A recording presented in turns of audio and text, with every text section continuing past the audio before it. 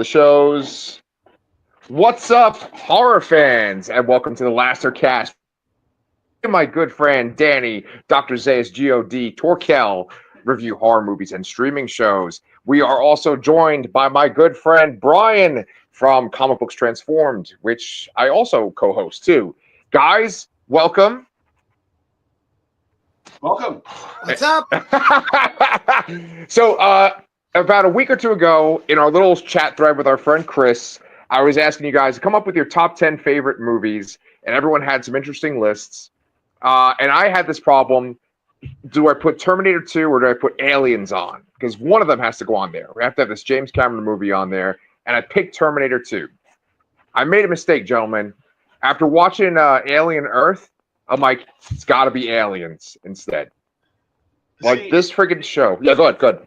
The show is fantastic, yes. And I don't think I actually gave you a top 10, but maybe I did, maybe I didn't. I don't remember. But yeah. I rewatched T2 maybe like a year and a half ago. Man, it is so good and it holds up. But that's not what we're here to talk about. But I had to say that. No, I hear you, man. And if you're going to hear me and Brian. Brian's right. Go ahead. No, just like, look, I love Aliens, but Terminator 2 is like, to me, is a different.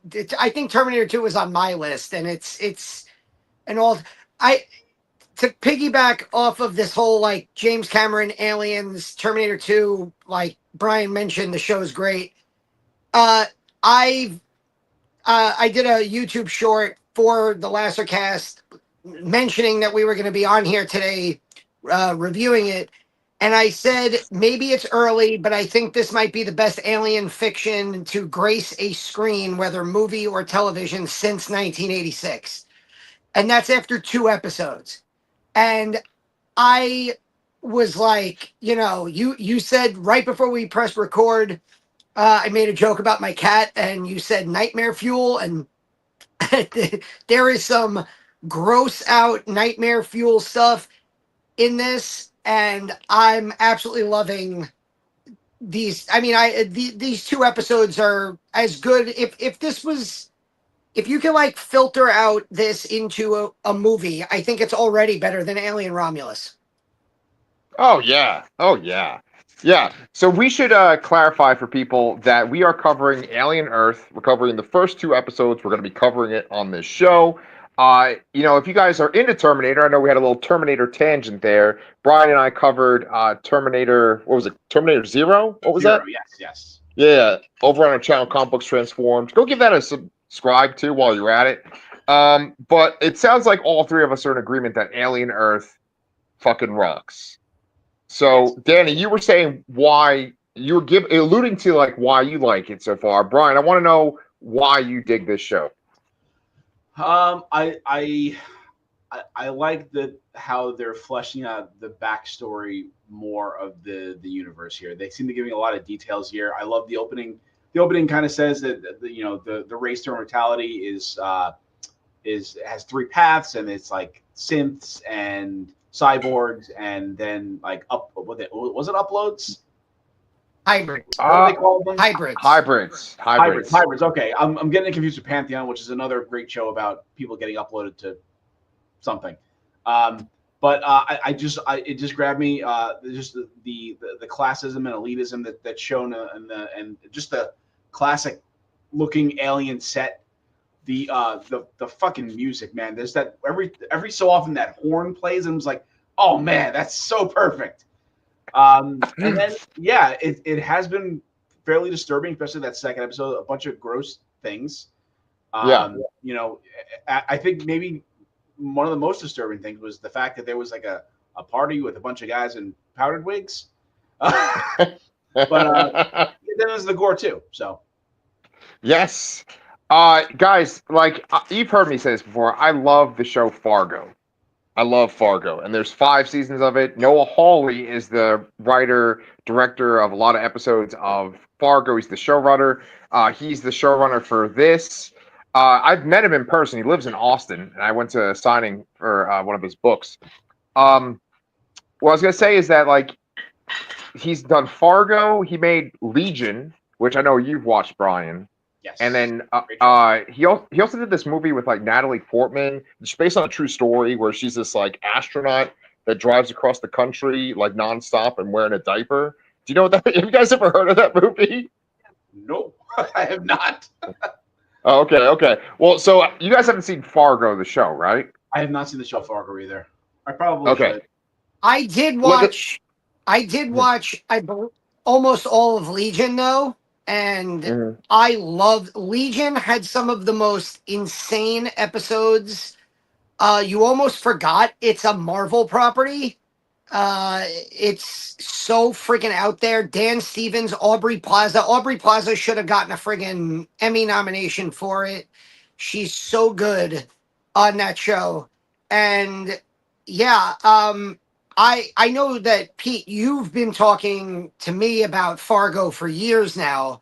So when I saw that Noah Hawley was doing the Alien show, I know that a few years ago when like Neil Blomkamp was linked to an alien property. A lot of people got excited because District 9, he was kind of like the science fiction guy for that like brief moment.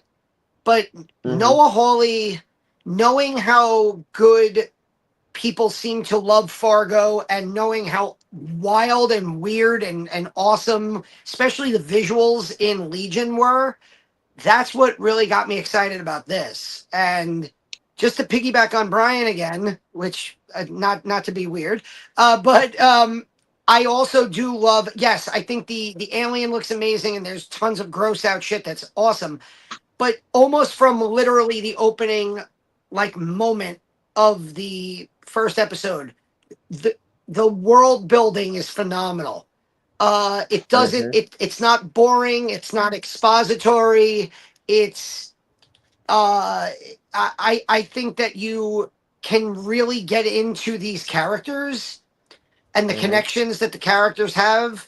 The acting has been phenomenal, and oh yeah, on top of all that, like sci-fi world building and good acting and good characters, there is this awesome alien stuff that we've been craving for a long time.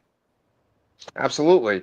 Yeah, the show, just like Fargo, it's the choices they use with filmmaking. Like they choose to have certain kind of edits. Like I forget all the filmmaking techniques that I learned when I was in college, but like he does like a lot of things with dissolves, where you might have like a character's face and it dissolves into another scene, and then they'll do this thing where it'll like dissolve back to the character too, which gives this kind of like dreamlike quality. There's another thing they use this a lot in Channel Zero where they'll be talking about something and you'll just get a flash of it. It's very similar to like in not Reservoir Dogs, From Dusk Till Dawn, when George Clooney finds that housekeeper that Quentin Tarantino slaughtered. And you just get these little flashes of it. Like that's so effective because it's jarring because it comes out of nowhere. And this show does that where there's like little flashes of things while you're just listening to someone talk or like looking at another scene. They did a flash like that when they did the world building, when they were talking about like there are 5 corporations, and whichever one decides the right path towards immortality, they will rule the universe. And we get like a little flash of at least the Prodigy Corporation, which to me, like, and I want to hear what you guys think too. It's exciting for them to go into detail about another corporation besides Weyland-Yutani. Yes, I agree. Yeah. Although I was instantly disgusted by hearing the word trillionaire. Right. So one of our good friends, person that comes on these shows a lot, is Mike Bongiorno, and he said he wasn't feeling this show so much, and I was like, we can't be friends, man. And like he was saying, like one of his complaints was that the guy who's the head of the Prodigy Corporation, he's like kind of like Jesse Eisenberg from Batman v Superman, like this sort of like infantile young corporate guy, supposed to be like Elon Musk or like fucking Facebook guy, right? Did he bother you, or what did you think about him? I will say that I legitimately was disgusted by the fact that when I heard the word trillionaire. I'm like, I'm not gonna like this guy. But he didn't actually do anything to annoy me until he had the conversation with the female doctor whose name I don't remember, the lady from Babadook. Right. where he said like he's basically saying like you're not smart enough for me to talk to. I did this whole thing in the hopes that I could have a conversation that will blow my mind because I'm a genius. Then I started to hate him and realize he's like a villain and all that. But prior to that, he didn't technically do anything horrible, I guess. Right.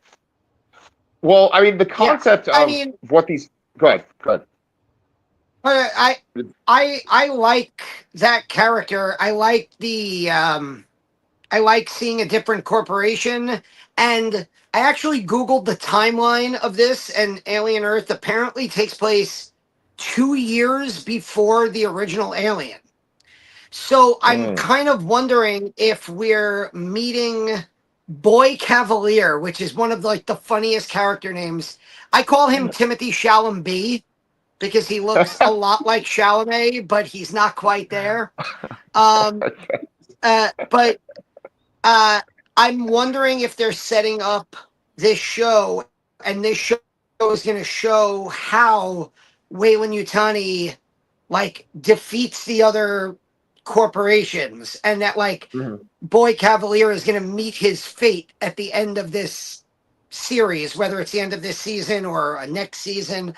But before there's an Alien movie, before there's an Nostromo, is like Weyland-Yutani going to outlast these other corporations. So I think it adds another layer to the whole universe that we've known since 79.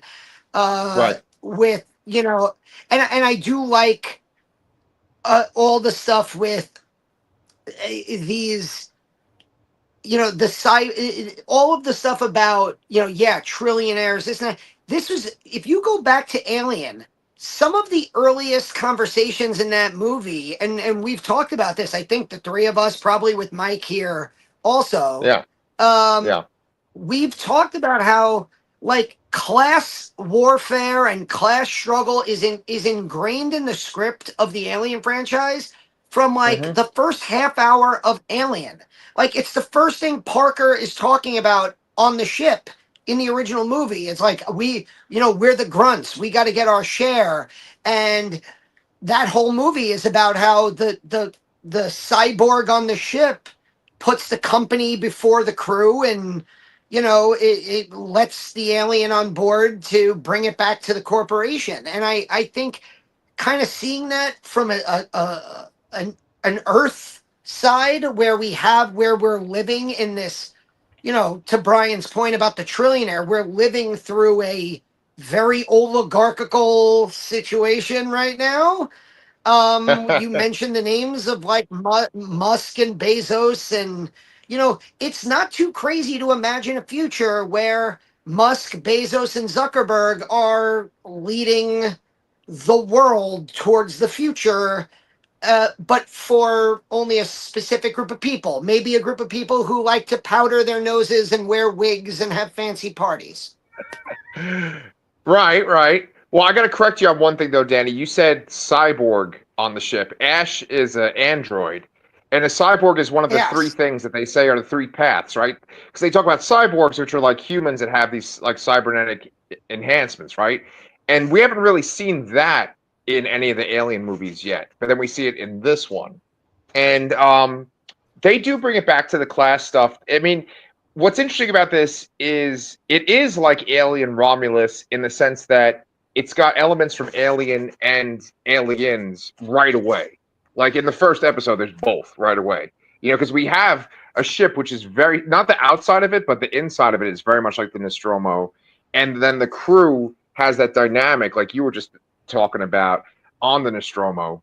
And then we have Marines too. And one of my favorite things in Alien Romulus is when that the girl goes to like see if she can get like a transfer to another planet or like stop her job. And they have like the exact same fucking scene in this show too, where it's just like robots basically saying like, no, you can't quit your job. You know, like this horrible fucking future that we're talking about here. Yeah. Brian, I was also really disturbed by that.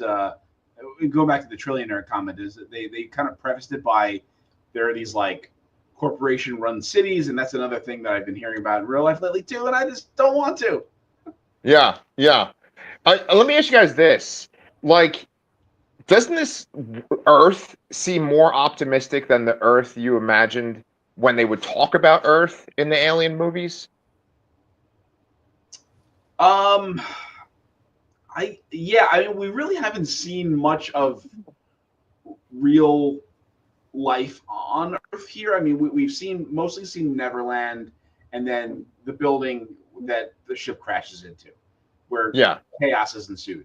So I'm not sure, because the scene you pointed out where he's trying to get his contract ended early so he can go to college, like that is pretty fucked up and dystopian. But I'm not really sure if it's better or worse than I imagined. Right. I mean, like one thing that this does that's different from a lot of the Alien movies, but it's like Prometheus, is that you do see this upper class too, and you see a lot more of it. Like the island where Neverland is or whatever, that reminds me of like the ship that they use in Prometheus, and like the Weyland-Yutani stuff, where like it's all nice and pristine and it's futuristic. And I think this show does a really, really good job of kind of making it make sense that they would have this like real retro looking technology, but then also advanced technology at the same time.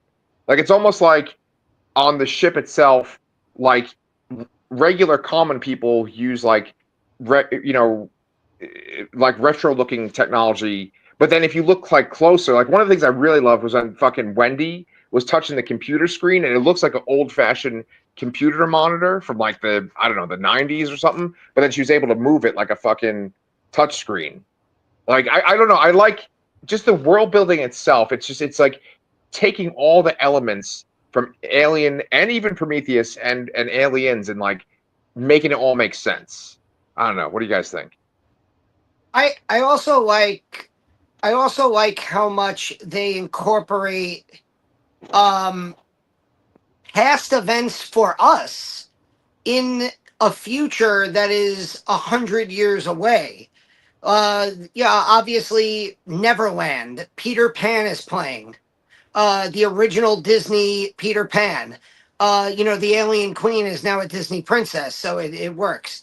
I don't know if you guys saw the Ice Age, the character from Ice Age that like goes on screen for like a blip. Like that was there. The whole story about Reggie Jackson and then getting the actual like putting like the grainy footage of the World Series from 1977 on the screen. I thought that was so awesome because like I think a lot of futuristic movies and a lot of futuristic fiction tends to like make everything so futuristic that they have it's almost like they don't have time to even acknowledge the past. And this show seems to do a really good job of acknowledging not just like the past as in 2089, the past as in 200 years ago, back in 1950 and 1977. So I like that aspect of it. It made the show, again, it made the characters, I think, feel more grounded. Like listening to Hermit talk about his father and his father having the actual ball and how it was like passed down through generations. It's like those are like really cool character moments that as a viewer you're now like more into that character because like that's a cool story about like his dad and his family, and you now have like a kind of a more grounded connection to them. It's one of the reasons that like I really like the couple of leads, specifically Wendy and Hermit. I think are two really good characters. Yeah, a few things with that, right? Like when Hermit's talking about his life and his past, they do these little like flashes of like his childhood, and then also when like Marcy is being uploaded into her body and then she becomes Wendy, you get these like flashes of her childhood with her dad like playing a guitar, or like they're watching that Ice Age movie together, and that's Noah Hawley that is the dad in those flashbacks. Oh, really? I didn't notice that. Yeah. And then like that's that kind of flashback I was talking about, like that filmmaking like that, where it's just like little blips. And I was thinking that like technology, like what people focus on is what gets advanced quicker, right? And I think that like in this world, it seems like the main focus is like advancing humanity, or like we create our children, we create our androids, or we ourselves get uploaded. And so that keeps getting more and more advanced. But then like the rest of technology kind of balances out. I mean, yes, they do have fucking spaceships and they've colonized things and stuff like that, but everything kind of seems to have leveled out. But then the focus is on like artificial intelligence, or like what's it called when it's like we all kind of become artificial intelligence? What's that called? The synchronicity or No. Singularity. Thank you. Yeah. So, I mean, let's unpack this. Let's talk about the characters and what the fuck's going on in the show. Brian, were you kind of disappointed to go from like the ship to Earth, or are you kind of liking it going back and forth? Do you think that like we're going to get flashbacks of the ship? What do you think's going to happen there? I like that you asked me that question, because you know that I'm more so I like things out in space and I hate when things are on Earth, but I'm not getting that vibe here. I'm loving everything equally. I really did appreciate the set design for what is the ship they're on? Whatever I could look it up. Something like that. It's got a weird name, yeah. Yeah, I appreciate it, but I wasn't bothered by the fact. Imagino. Thank you. Okay. Yeah, but That was I it, don't right? mind Okay. people on Earth here, and I think it's working so far for me. Yeah. Danny, what about you? Same question. I'm liking. I'm liking everything on the show. I like what's in space. I mean, the everything that's going on in the ship that is in the building, I think is just incredibly intense stuff. And I'm loving that. I really enjoyed the first 15 minutes of the first episode, where you feel like it's a cutscene from the original Alien. The ship looks exactly like the Nostromo. They're sitting around the dinner table.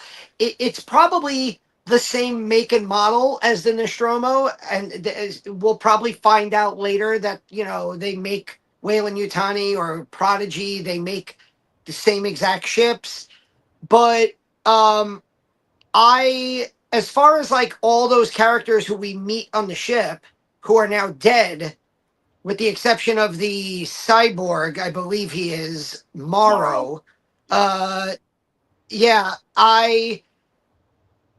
part of me wants, I want to see what happened, in the sense that if they don't show us, I think the show's already done a good enough job of like making it known that Morrow let the specimens out to kill the crew and to crash the ship. And if we never see that in a flashback, I'm okay with that as my like in my mind backup. Do I want to see like some more cool like alien death scenes? Sure. So I'll take more of that. But yeah, like I'm legitimately loving all phases of this show, whether it's like the small, like on Neverland, where it's like, that little island location, whether it's the city with the crash site, or whether it's the Maginot in space at the beginning. Yeah. I love that fucking Maginot sequence in the beginning, because it's so like tense with them sitting around the table. They have a synth on their ship, which we expect synths with androids with Weyland-Yutani, right? But he's real creepy. And they do those flashes yet again. They're like, oh, you don't like cryosleep? It's because whatever the guy's fucking name is, he's going to be looking at you while you're sleeping, And there's this tension, and the cyborg guy is like the security officer, and he's kind of shutting people down. Then there's the captain. I just like that sequence is so tense, and then they just do these flashes to show that like everyone kind of dies miserably. There's like kind of like what's the period on that whole sequence is when the cyborg guy, you said his fucking name a second ago, but like Morrow, he's like talking to, he's talking to Mother, and he walks over to the door, and this is when you first start to see his hand, and it's cybernetic. And I thought that like maybe he had been infected with like an alien creature, and that's what was coming out. But then I was like, oh, it's a blowtorch. and he steals the fucking door, he's so cold he's almost like an android. But I guess like even cyborgs are like devoted to the company, the corporation. I love that whole fucking sequence. I love when the xenomorph shows up. That woman that's like outside the door when he's locked in there, she's from the most recent season of Fargo, and she just gets fucking brutally murdered by the xenomorph. I want to talk about the xenomorph for a second with you guys too. I want to hear what you think. But like to me, the xenomorph, it looks like a person in a suit, but it moves so sleekly that I think they must be using a guy in a suit and then just using a little bit of CGI when needed. What do you guys think? Yeah, it looks really smooth too, smoother than realistically possible, I would say. And it runs more like a runner, I think. Like on all fours. Like I feel like they didn't do that as much in the other movies. So I don't know if that's like humanly possible to do, but maybe it is. Who knows? Yeah. Danny, what do you think about all the other? Go ahead. Sorry. In Alien Romulus, though, wasn't it a guy in a suit in Alien Romulus? So it is possible that my guess would be that it's a lot of the up close stuff is guy in a suit because it also looks tangible. But I'm also sure that they are cleaning stuff up with like CG and that, the leaping and the running is probably done with some CG techniques, but it looks great. Like it really does. I also imagine it's a lot cheaper to do the guy in a suit than a full CG alien all the time. Good point. Danny, you keep talking about the kills on the show. We've already gotten a couple of gruesome alien-inspired deaths. Do you think you can kind of describe to us the different aliens that we've seen so far, like killing people, besides the xenomorph? There are creatures on this show that look like they're from Reanimator. They look like Herbert West creations. Like there's this eyeball that sprouts that has tentacles and can like develop other eyes and lunge after people. There are these we see those two guys that Morrow ties up end up getting killed by these bugs that literally suck the blood out of you and then drag the blood away, which I would rather just die via the xenomorph because at least then my last thoughts would be like, holy shit, it's a xenomorph right before it fucking killed me. And yeah, there have been moments in the first two episodes where I've been like, ugh, like you guys saw, I have 3 cats at home. Like there's a fairly disgusting cat moment in episode 2 that I wasn't particularly happy about, but it's it's really cool shit. And it's it's one of those things where we've seen various forms of the xenomorph over the years, especially with Prometheus. There is that tree-looking thing that's hanging where the tentacle comes out and has the fingers that looks very Prometheus-like. Right. And so it makes sense that if Weyland-Yutani was willing to dock a ship on a planet to bring back a specimen, a xenomorph egg, to the company, it makes sense that there are other species of aliens out there. And I think it's really cool that this is a research vessel that has all these different alien samples and that the xenomorph is just one of them. Right. The only other alien we see, I mean, besides the Predator, obviously, but a lot of times they say those movies aren't canon.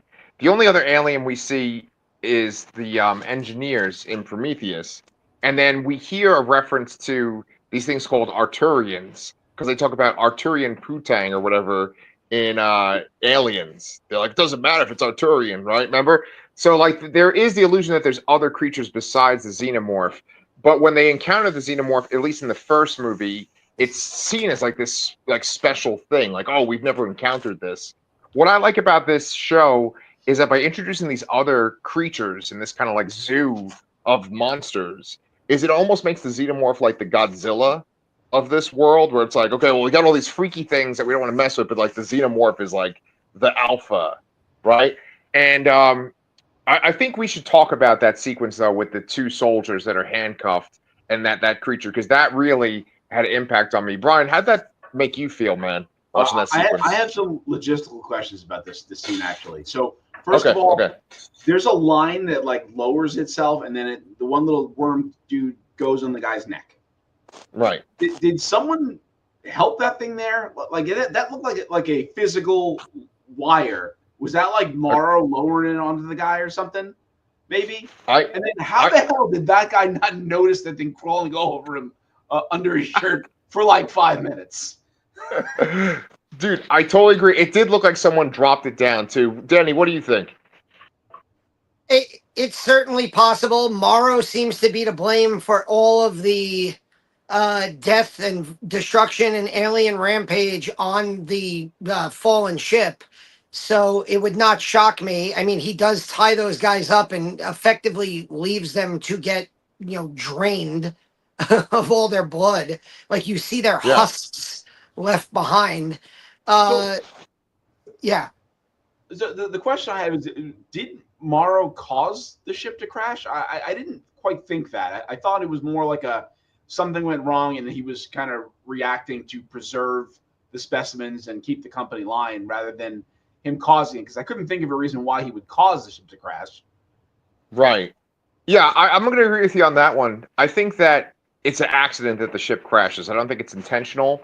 But it's weird with like this franchise. It always does seem like the androids are trying to like make people get contaminated by these aliens. I don't think that's the case with this one.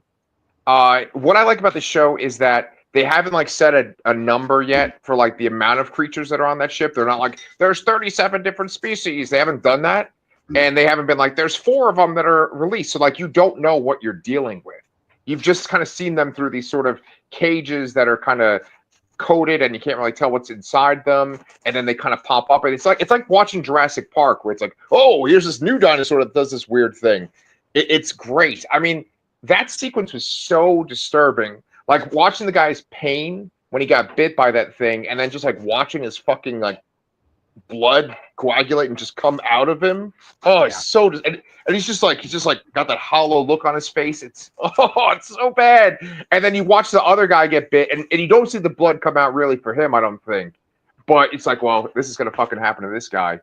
I wanted to ask you guys though, has it bothered you in general with the xenomorph how it sometimes seems like it just slaughters people, but then other times it seems like it's like capturing people to give them to a face hugger? Like, has that bothered you in this franchise? I did think it's been a little odd how much plot armor Herman has. Yeah, right.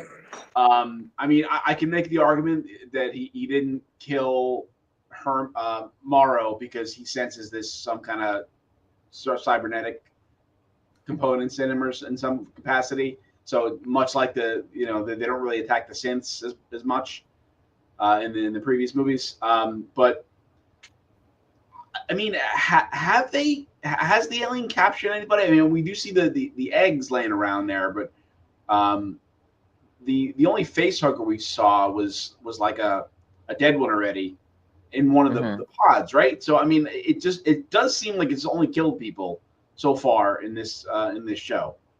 I mean, yeah. And episode 2 ends with like the eggs are there, the eggs are about to hatch. Pete, were you asking like though throughout the franchise, like the inconsistency of the xenomorph? Because like my first thought was Newt in Aliens, where like instead of that alien that rises up behind her in the water killing her, she ends up being cocooned I mean, I think it's two things. I think it's an animal, and it's an animal that is very capable of defending itself and killing easily killable prey, which human beings are. But it's also an animal that is trying to reproduce and save its species. And I think that there is an understanding of, well, if we want to have more xenomorphs, we need to. The queen just can't keep laying eggs, so we need to, cocoon people in front of the eggs so that the face huggers impregnate them, and then we have more brothers and sisters. And I think I think those two things are not necessarily opponents to each other, but if you just think of the alien as an animal, and I think it's funny that it's a bear. They've called it an animal on this show so far. They're like, oh, there's a wild bear running around. That was a child. Yeah, that's true. But so I think if you take the alien as an animal and yes, it's going to kill enemies that he finds threatening, but he's also trying to preserve his species. Yeah, I feel like in the terms of preservation too, you probably see more of the cocooning in when there's a queen around, because it probably is that hive mind mentality going on that may not be present here with just one alien running around. Yeah. I mean, what's interesting to me, right, is you see scenes throughout this show, throughout this franchise, where the alien will just shoot out its piston tongue and kill a person outright, right? Then other times it'll capture people like Newt and the other space marines, and it'll bring them to that space where the queen is, so that they get their face hugger on their face, right? But in Alien Resurrection, there's a line that Sigourney Weaver says, who's connected to the aliens, where she says, well, they're using those people to feed on, or they're going to feed on them, and because obviously the drones need to eat, so I think that they kill people to eat them, but then I think that they also capture them to procreate, like you said, Danny. And I always try to think of what's the rhyme or reason, right? Because there's one part, and we're jumping around this whole show, but there's this part where Morrow is I think it's Morrow. He's standing in front of that doorway where the party is, I think, and there's Marines behind him, and the xenomorph jumps down and just slaughters the Marines immediately. They're just chopped meat immediately. And I'm okay, well, it kills people real quickly, but then other people it kind of will hiss at and get in their faces. And this is my little fantasy booking kind of thing in my head. They've kind of alluded to the fact that humans getting uploaded, becoming hybrids, you have to be a special human to be uploaded, right? What if when it comes to procreating with the facehuggers, what if the person has to be kind of special, and that's why they capture certain people and they just fucking slaughter other people? Well, Wendy, in episode 2, one of the main things is that she is hearing what she thinks is the alien, and they are kind of hinting at the fact that she has some unspoken weird connection to the alien, where she could hear it through the walls, and she can, and she, that's how the episode ends with and they kind of set it up for the next episode, where it looks as if it's going to be almost on the alien is going to be running around in nature, and I'm really looking forward to seeing that, because the only time we have ever had an alien on Earth was Alien versus Predator Requiem, and we couldn't see it. So I'm really interested to see what that's going to look like. And to the fantasy booking part, what if a face hugger gets onto a synth? What if it gets onto a hybrid?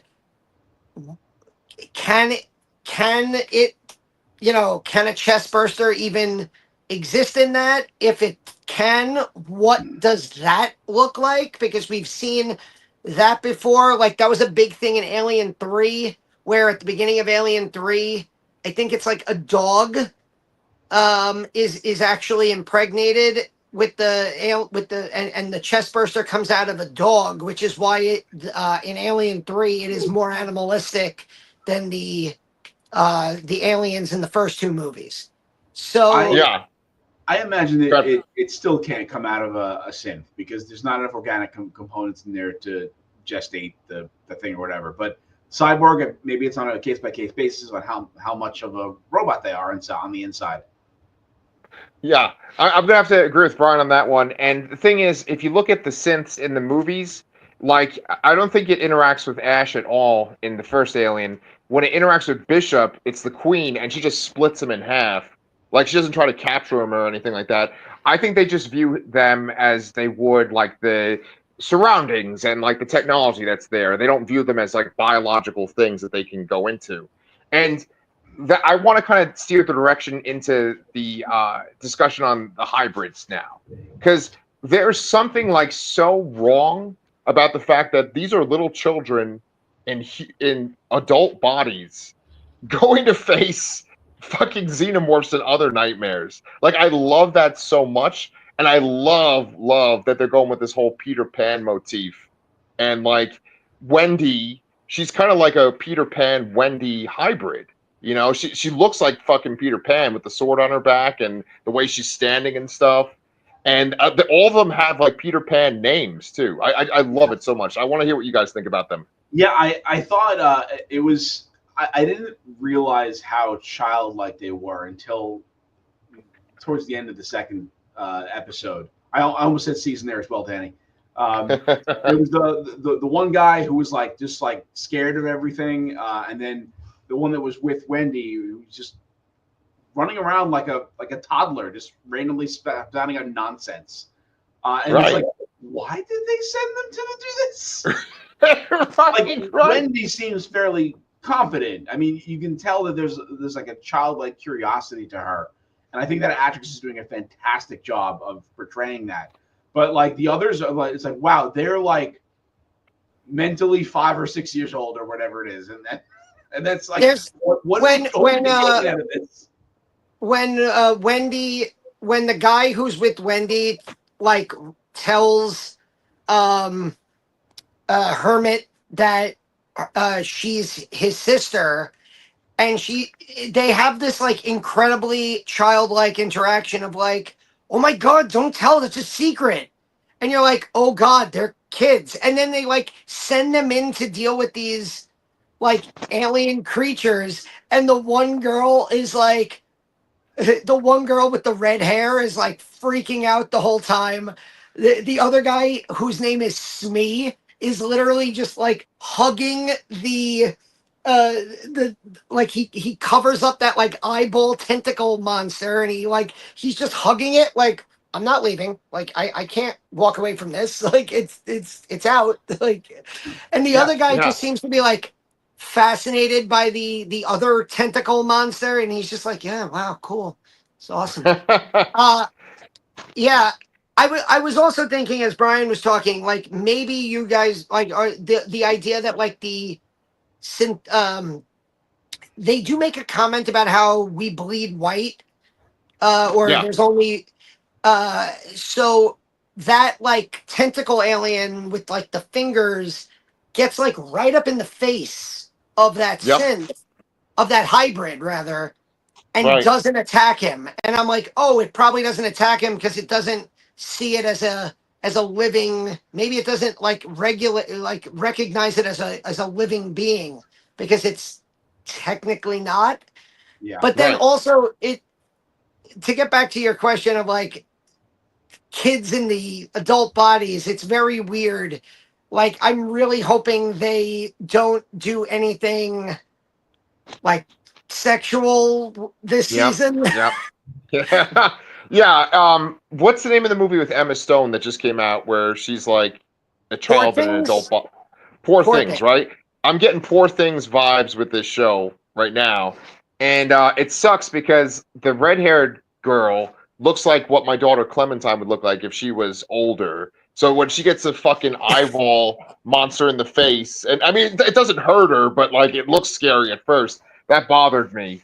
I was gonna say that with the synths, I'm actually really curious because we haven't mentioned Timothy Oliphant, who I think is probably the biggest known actor on the show, and then he is a synth. He's not a hybrid. He's just a synth.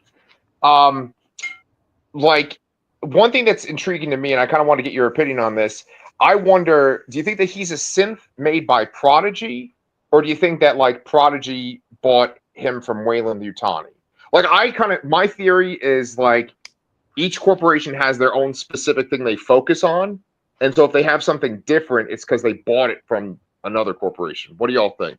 That's a great question. I was imagining it was a Prodigy synth because I feel like they wouldn't want to have expose any corporate secrets between whatever. I would Prodigy give secret information to this, allow access to secret information to the synth that potentially could be connected to some network in some way and go back to the mothership, so to speak. Yeah. Well, because at one point in the second episode, Timothy Oliphant hooks up to the Wayland Yutani ship, and he's like scanning it. So it's like, is it because he's compatible with Wayland Yutani stuff? You know? Yeah. Is this like is Wayland Yutani like Apple, and they only have certain connectors you can use? That's what I'm thinking. Danny, what do you think? From what we've seen of Kid Cavalier, right? Boy Cavalier. Boy Cavalier. That sounds like a rapper. Sounds like a rapper. Or a comic book character, yeah. Yeah. What we've seen from Boy Cavalier, I don't think he would take another company's tech and put it in charge of. He makes it seem like, and it's pretty established, I believe, that these Neverland hybrids are like a massive advancement, and that like Marcy, who becomes Wendy, is like the very first one. And so I cannot imagine that character, Boy Cavalier, is going to put another company's machine in charge of like his money, money trains, so to speak. Yeah. So, yeah. Yeah. I mean, like, for me, one of the most exciting parts was something like, because I love Alien. I've sometimes made stories in my head about that universe, and I was like, oh man, like, do the companies like fight the way that like royal houses fight in like Game of Thrones, but they just use fucking space marines? And it looks like that is what's going to happen on this show, because like the Marines that go in the search and rescue team, they look very, very similar to the Colonial Marines from Wayland Yutani, but they're their own kind of version for whatever the fuck they're called, Prodigy, right? But I was going to say a couple of things. They show the woman who's the head of Wayland Yutani, like in the second episode, and she's talking about how that's her ship, and stay away from it. We're going to come get it. And Boy Cavalier is like, nah, we're gonna, investigate and stuff like that. We have a search and rescue team there. She has someone standing right in front of her when she's meeting with him, like on a Skype call or whatever, and you just see the back of his head, and I'm like, okay, that's either going to be like a Bishop model or an Ash model. Like, I feel like that's going to be an android right there that's standing in front of her. And then last thing, that would be a cool thing. Yeah. And then my last thing, and then I'm going to shut up, is that one of my favorite things in this franchise is that they've always fucking struck gold with their android actors. Ian Holm, fucking Lance Henriksen. Oh, thank you. Lance Henriksen, fucking Michael Fassbender. I think the weakest one is what's her face? Fucking Winona Ryder. Yeah. But otherwise, it's just like Michael Fassbender, he's the best part of those two fucking prequels. Of course. Oh. Also, I would say that, and I don't remember the actor's name, but the David in Romulus was, I thought, easily the best character. I thought he was right. I thought his relationship with his sister was the best part of that movie. Right. So yeah, I'll say that one of my favorite characters over these first two episodes has been Timothy Oliphant, and maybe that's just because I absolutely stan Timothy Oliphant. But Makes two of us. yeah, I do love his character. I love his little kind of quippy dialogue with the kid hybrids um, on board the ship, where he's like, "We need you here." Like he's like guiding them around, and then he plugs himself into the computer, and he's scanning through everything. Um, yeah, so if he's gonna be one of those like synth slash android characters we get to follow, I'm excited that it's an actor that I love. Yeah. And Timothy Oliphant is in maybe the third season of Fargo or the fourth. He's worked with Noah Hawley before. He's awesome. Brian, what do you think about him in general as an actor and then on this show? I'm a fan of his. I like that he's playing a fairly different character this time. I feel like he got pigeonholed into like that kind of Southern lawman for a while, and this is very different, which I really like.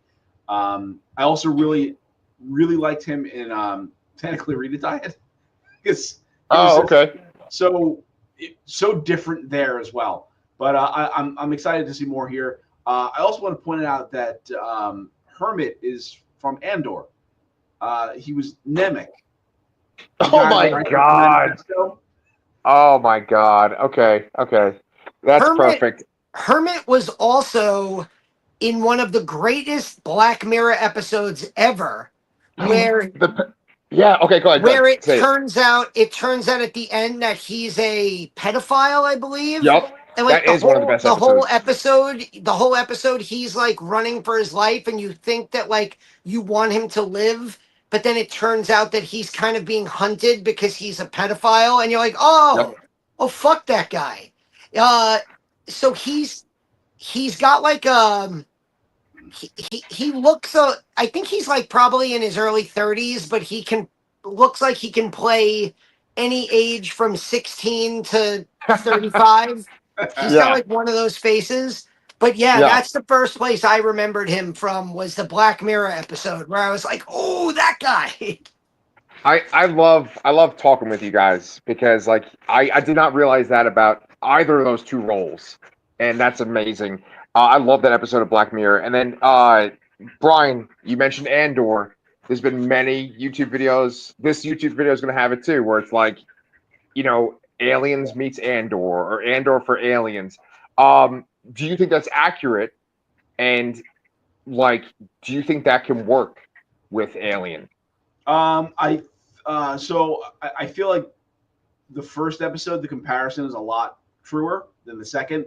The second feels a little more, I don't want to say action oriented, but maybe that is true as well. But yeah, just the general vibe of there's something wrong in the world, and there are these powers in play here, and some are better than others. There's definitely that classism going on. So I think it's an apt comparison. I don't want to agree with it completely until I see more of the show, but definitely got a feeling like that from the first one. Danny, have you watched Andor? No? Okay. That's okay. I think it's the one piece of Star Wars fiction on Disney Plus that I am committed to catching up on because of just the universal admiration and praise for it, especially most importantly amongst like you guys, Chris, like the people whose opinions that I take seriously about Star Wars and like, all of those things. All of you love it so much. I just, kind of between Star Wars and Marvel, I kind of gave up on Disney Plus as an entity a while ago. But I'll definitely get back to that. Yeah, I think what works with Andor, and then Brian, this kind of brings it back to our channel, but like Transformers More Than Meets the Eye, the comic book, right? it's like you take this franchise, you know what to expect. It's like, okay, you're gonna hit these beats, you're gonna have these types of characters, this is what's gonna happen. When you have Andor, when you have the More Than Meets the Eye comic, and maybe when you have this show, it's like we're gonna give you the things that you expect, but it's really like we're in that world that you know, but we're gonna like detail it and make things a lot more complicated. We're not gonna get to those beats you're expecting right away. Like we have to work to get to them, and it's always much more complicated and much more cerebral than what you're used to. And I think that that's what we're getting with this show, and that's why I was so fucking happy when I watched this show 2 nights ago. I was like, "Oh my god, give me more!" You know, gentlemen, we are. I'm sorry. Go ahead, Brian. I'm sorry. I agree, and I also want to just call back to Danny's point earlier that I think it was Danny, how if this is like the story of the war of these companies, like I'm on board. Yes, right. So we're almost at the hour point. Is there anything else that you guys want to talk about from this show? These 2 episodes. I think I'm good. You're good? I'm just excited to see where it goes. I have it DVR'd on my DirecTV, and then I have it on, it's on Hulu the next day. I'm just excited to talk about, it's weird. It's weird to look forward to a Tuesday, but yeah, now I have a reason to look forward to a Tuesday. Yeah. Awesome. Brian, do you think that you'll come back and join us? Oh, hell yeah. For a future... I'll be happy to come on the show. We'll just, and then going back to our channel, we're going to be covering Peacemaker soon, and probably Gen V Season 2 later in September, but let's just do everything. Let's do it. Yes. I think that I might have impregnated Brian with my face hugger because he just he gave that prompt right away. He was like, okay, this is what we're doing on our channel. Now, Danny, I'm going to impregnate you now too. So what about our channel? It's funny because I've said to Pete that like sometimes there'll be like a lull in where no new horror movie has come out for like 3 weeks, or there isn't a new show. And you guys never have that problem on Comic Books Transformed. There is always a new MCU show, a new DC show, a new Star Wars show, something on Netflix. There's just never a lull on Comic Books Transformed. Yeah. And sometimes I like see all of you, like you guys will put out like 3 videos in a row before Pete and I have like talked in a week. And I'm like, damn. Yeah. So much shit to talk about. Lucky for us, about 15% of that stuff is actually enjoyable to watch. So that's good. But speaking of enjoyable to watch, Mr. Torkel, what do we got on our channel? Well, I have a YouTube short review of the new movie Weapons.